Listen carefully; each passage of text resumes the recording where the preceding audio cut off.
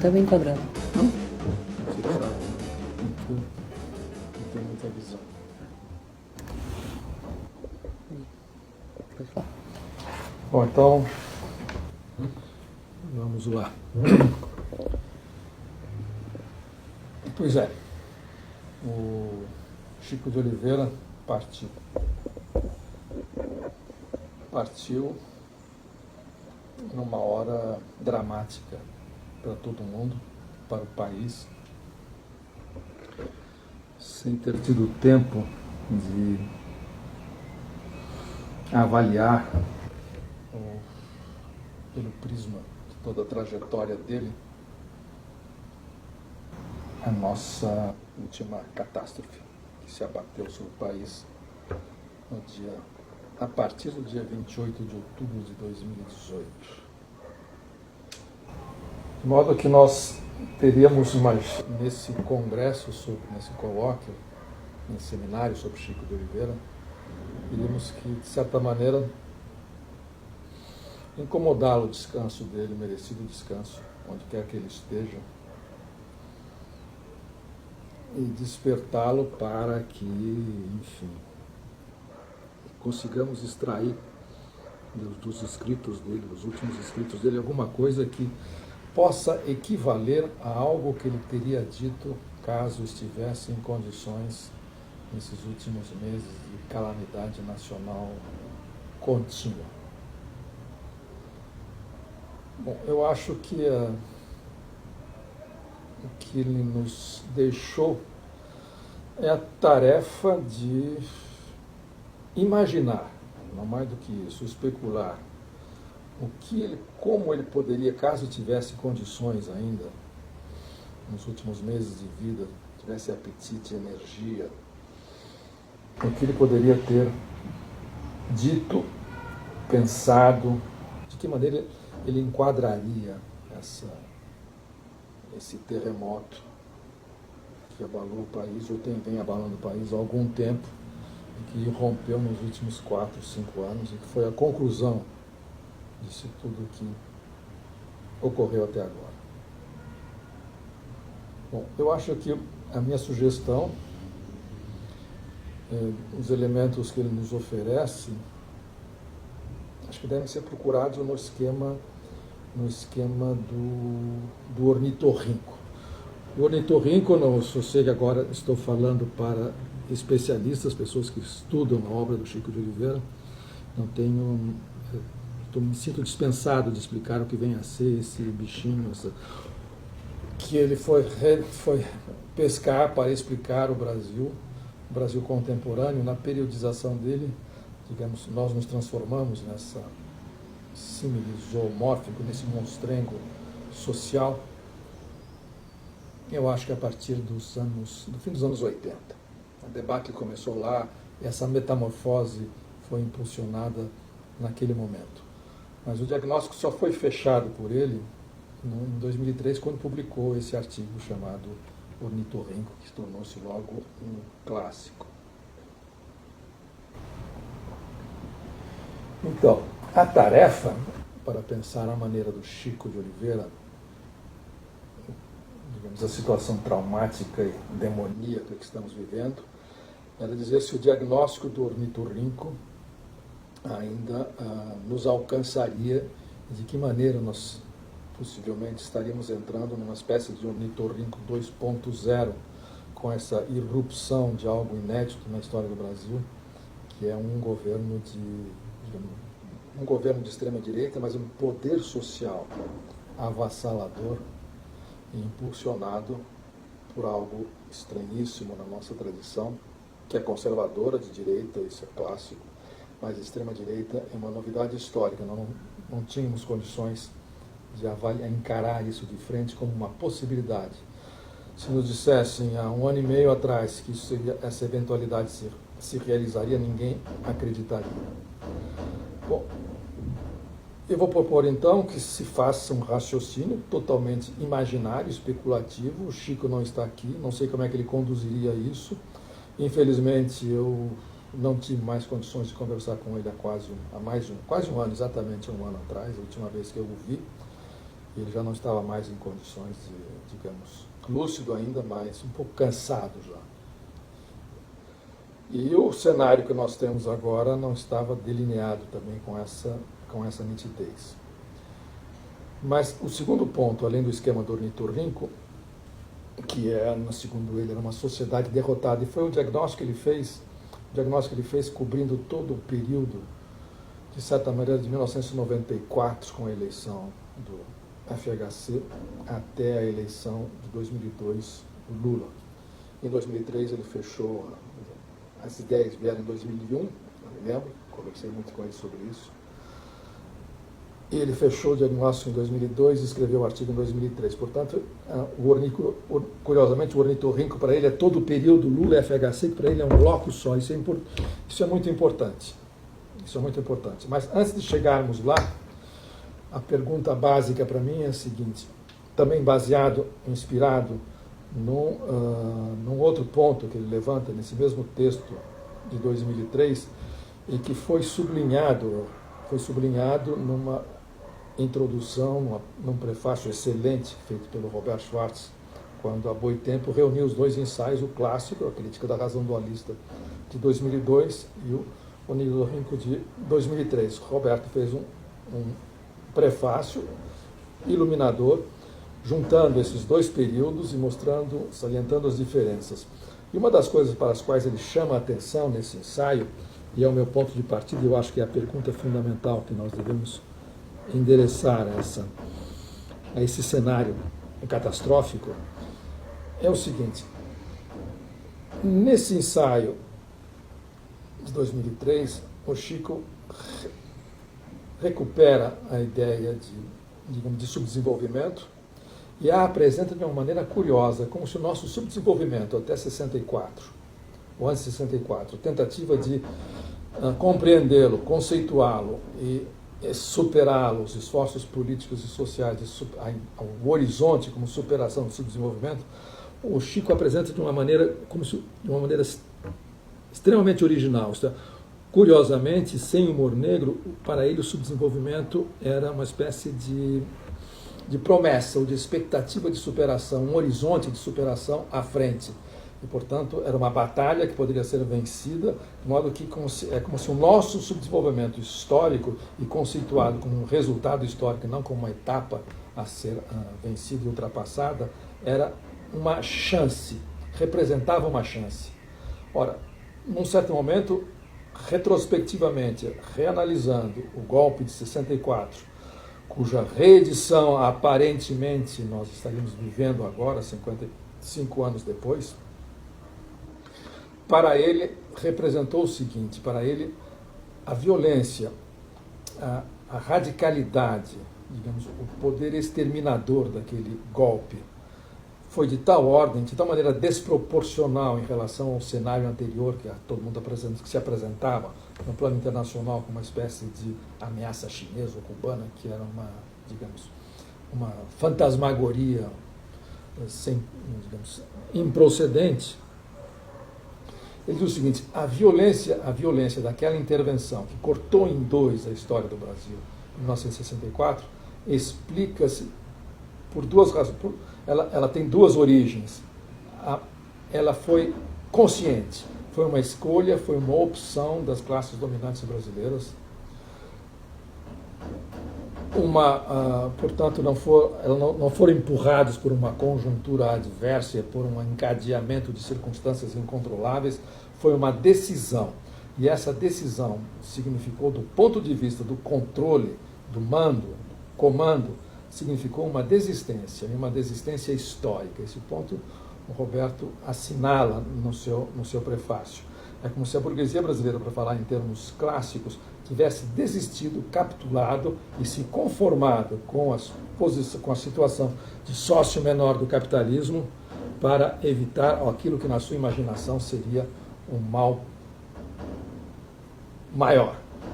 Ora, essa escolha, essa desistência histórica, portanto, de existência de várias coisas, das grandes reformas fundamentais que eram necessárias para a famosa aquela superação do subdesenvolvimento, como a reforma agrária, a reforma urbana, enfim, todo o rosário de reformas de base, como se dizia na época, inclusive a renúncia à criação de um mercado interno, como se falava desde o tempo de Celso Furtado. De certa maneira, uma renúncia e uma decisão drástica diante de uma bifurcação que se apresentava, optar pela associação, ou pela associação como sócio menor e do capitalismo internacional, e alguma coisa que o Rui Mauro Marinho chamou mais adiante de subimperialismo. Ora, essa desistência histórica selou, de certa maneira, o destino do país a partir de 64. A nossa burguesia se recusou a uma coisa que era possível, digamos, no campo de possibilidades históricas naquele momento. Esse caminho alternativo estava dado. Se pode especular a respeito disso, achando que de fato não havia mais chance nenhuma de recuperação, ou de emparelhamento com o núcleo orgânico do sistema, para falar nos termos clássicos, embora não se pensasse mais nesses termos. Ora, o que nós temos que nos perguntar nesse momento é o seguinte: 55 anos depois, ou se nós formos contar a partir do processo da destituição, da remoção de um presidente eleito, no caso Dilma Rousseff, o que nós temos que nos perguntar 55 anos depois, ou 54, tanto faz, se isso foi novamente uma escolha, isto é, e se essa escolha se deu em circunstâncias semelhantes àquela de meio século atrás, que na fórmula precisa do Chico, eu volto a insistir, essa escolha se deu porque havia uma porta aberta para a transformação social, seja lá o que isso queira dizer, se é uma revolução, uma reforma, um processo de modernização democrático, uma revolução, uma constituição de uma sociedade nacional que se reproduz de maneira coerente, se isso for possível, no âmbito do capitalismo internacional, seja lá o que for. Na visão do Chico, uma visão retrospectiva, ele está escrevendo em 2003, pensando em 64, naquele momento, aquela bifurcação, ela ocorreu porque havia virtualmente uma porta entreaberta, e essa porta foi fechada por um ato de violência política radical. Ora, 55 anos depois, a pergunta que se faz é o seguinte: neste momento, nós temos o trauma, a ferida, a grande fratura que está desmoronando, arruinando, digamos, a sociedade brasileira, ela foi impulsionada por uma escolha deliberada, por um eventual Estado maior, digamos, que comandou um plano de emergência associando-se, cooptando ou se pactuando com, digamos, o Beelzebub, que está em Brasília, ou se foi um outro acidente histórico impensável. Ora, se nós optarmos por se nós, digamos, alimentarmos um pouco essa hipótese anterior do Chico sobre a desistência histórica, nós estaríamos diante de uma segunda grande desistência histórica, e se isso é fato, ela ocorreu porque uma porta eventualmente se abria, essa porta foi fechada novamente violentamente para mais um período, para mais um ciclo histórico, nós não sabemos mais, não temos ideia de saber quando se termina ou não. Essa é uma pergunta, ela não é inteiramente formal, embora não esteja entrando em detalhes, porque a tendência, digamos, no campo dito progressista ou democrático, no campo derrotado, por assim dizer, a tendência é dizer que havia um projeto. Esse projeto, por mais mambembe que fosse, ele foi brutalmente erradicado por essa intervenção violenta desses últimos pelo menos de 2015, com campanhas, e 2016 para cá. Ora, o nosso ponto como leitores da obra do Chico de Oliveira, não estritamente seguidores, para ele não faria sentido, mas como leitores das sugestões dele, é o seguinte: essa hipótese de que uma porta, tipo uma janela, de que um horizonte se encurtou e foi definitivamente fechado por uma escolha deliberada de um Estado maior golpista, seja lá o que isso queira dizer nesse momento, colide em grande parte, com a hipótese dele do ornitorrinco. Agora volto então ao ornitorrinco. Volto à hipótese do ornitorrinco. A hipótese do ornitorrinco, que é o seguinte, dessa sociedade derrotada, que havia sido, de certa maneira, excluído do jogo da acumulação mundial, porque as portas da invenção tecnológica, da técnico-científica, portanto, da incorporação do progresso técnico, que se tornara incremental e, portanto, as facilidades que nós tínhamos tido durante a segunda Revolução Industrial de nos inserirmos, de tomarmos carona e de nos apropriarmos da renovação científica, da inovação tecnológica e da produção científica, incorporá-lo, de certa maneira, através do trabalho vivo, à tecnologia, ao aparato técnico-social do sistema, desapareceu. A terceira revolução industrial, a revolução molecular digital, como se diz, já estamos na quarta revolução industrial, foi inteiramente fechada para nós. Está trancafiada por patentes, inacessível do ponto de vista financeiro, não temos mais forças produtivas sociais para alcançar isto. Ora, esse foi o diagnóstico do Chico, custou, ele não, digamos, esse diagnóstico foi feito já no início do século XXI. E curiosamente, paradoxalmente, logo depois daquele instante de grande esperança nacional, que foi a eleição de um líder sindical presidente da República, que, portanto, nós, mesmo que estivéssemos já nos distanciado desse filão, não deixava de ser um acontecimento histórico, sociológico, incomensurável. Isso é uma coisa inédita, né, nos séculos de história nacional. Mesmo naquele momento, digamos, de possível abertura para um horizonte novo, o Chico fechou o diagnóstico, disse: nós somos uma sociedade derrotada. A essa nova dependência externa se soma uma degradação do mundo do trabalho, não seremos mais uma sociedade salarial, a informalização, a desestruturação do mundo do trabalho é de tal ordem, com uma generalização, uma intensificação do trabalho informal, porém abstrato, é de tal ordem que nós estamos cortados e vamos nos reproduzir de maneira diferente, com uma sociedade que não é mais subdesenvolvida, mas não tem mais os meios de alcançar um patamar dito superior, com todas as aspas necessárias. Ora, e nesta circunstância, diz o Chico, em que nós, no nosso desenvolvimento, entre aspas, truncado, acumulação trincada, em que nós viramos esse monstrinho, que não é pato nem nada, esse ornitorrinco, que é uma sociedade completamente anômala, atrofiada, e a atrofiada também tem alguma coisa de progressismo que não condiz com o que ele está descrevendo. Uma sociedade nessas condições, dizer, não tem mais acesso a alguma coisa como escolhas racionais. Ela é incapaz de escolher, ela não tem mais, ela é incapaz de interiorizar consciência que a guia no sentido ético-político. Essa é, digamos, alguma das coisas mais, digamos, intensas dessa descoberta do Chico, dessa avaliação, desse diagnóstico a respeito do ornitorrinco. Isto é, o que ele está dizendo em última instância é o seguinte, e ainda temos que pensar nessa charada. Uma sociedade, digamos, ornitorrínquica, uma sociedade cortada, de certa maneira, que está se reproduzindo de outra maneira e que está arrumando na direção de uma barbárie administrada, ele usa a palavra da barbárie, mas a ideia é essa, uma sociedade derrotada. Ela não tem mais condições de dar golpes. Esse é o ponto.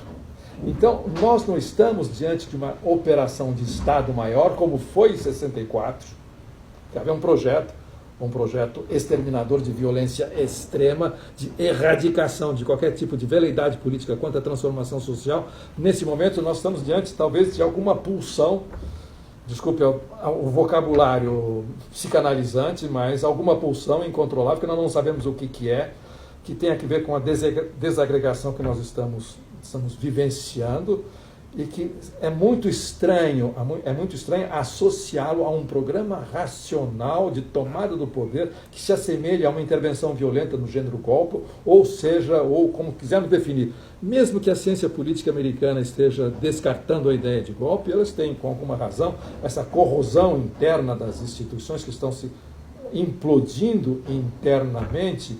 Mesmo esse processo significa que passos são dados um depois do outro para um determinado assalto ao poder. Resta saber se uma sociedade desse tipo ainda tem comando na direção de um rumo qualquer. Ora, se eu tomo ao pé da letra ou o espírito da letra, o diagnóstico do Chico, eu sou obrigado a dizer que nós estamos acelerando um processo de desintegração que não tem mais nada a ver com um projeto racional, como se dizia, um projeto de sociedade que os militares tinham, de certa maneira, horroroso, mas tinham, de certa maneira, estratégico. Se nós ainda temos alguma coisa que se assemelhe a isso. Essa ideia, portanto, resumindo, esse ornitorrinco 2.0 no qual nós entramos, isso é possível. Nós podemos falar de uma segunda desistência histórica, diante da qual nós temos que correr, como nós corremos depois de 64, e quando o Chico escreveu a Crítica da Razão Dualista, era justamente para mostrar o fato de que o assim chamado atraso arcaico na sociedade brasileira era movido por um impulso modernizador e, portanto, era funcional, e essa funcionalidade dos pobres, supostamente marginais, na verdade eram centrais, essa funcionalidade da pobreza que fazia com que houvesse esperança de superação democrática do subdesenvolvimento que havia sido aprofundado pelo regime militar. Ora, essa funcionalidade da pobreza na sociedade ornitorrinco, como o Chico a descreve, não existe mais. Não existe mais. É só olhar à volta. É só olhar à volta e imaginarmos a legião dos destituídos, dos assistidos, dos estropiados, dos informalizados e que estão nessa máquina de moer gente chamada trabalho informal.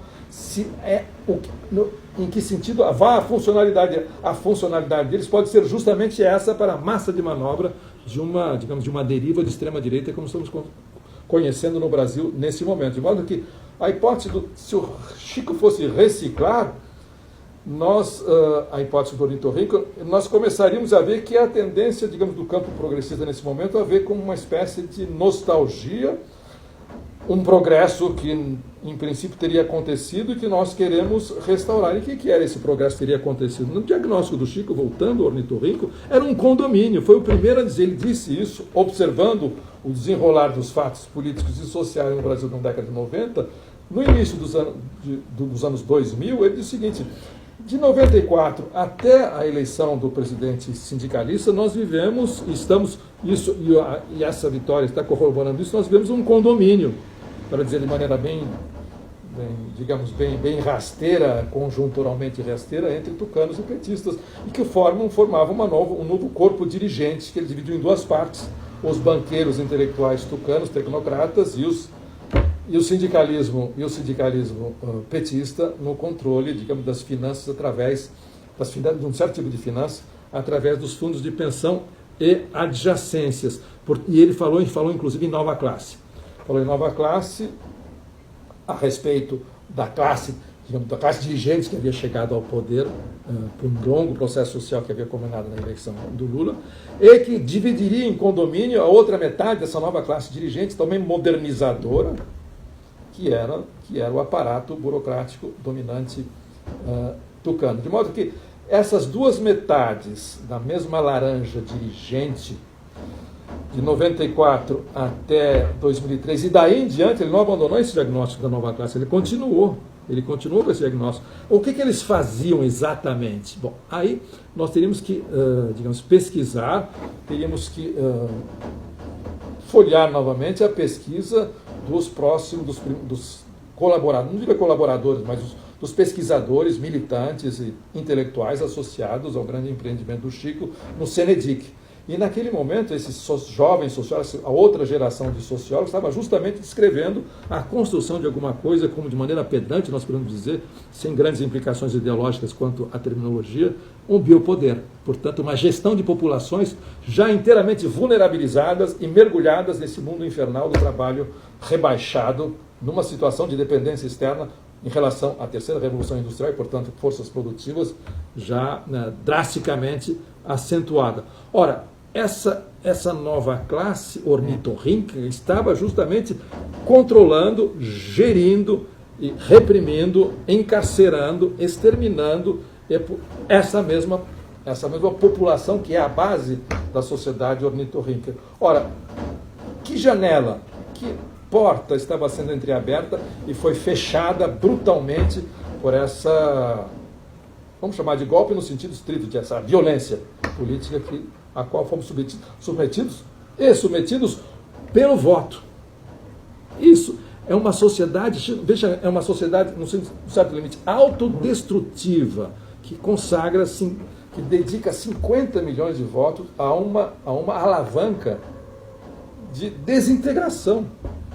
A ideia de governo de extrema-direita não faz sentido, eles não vão governar, o mandato é destrutivo mesmo, como foi o do Collor, mas só que o Collor era um delinquente do establishment.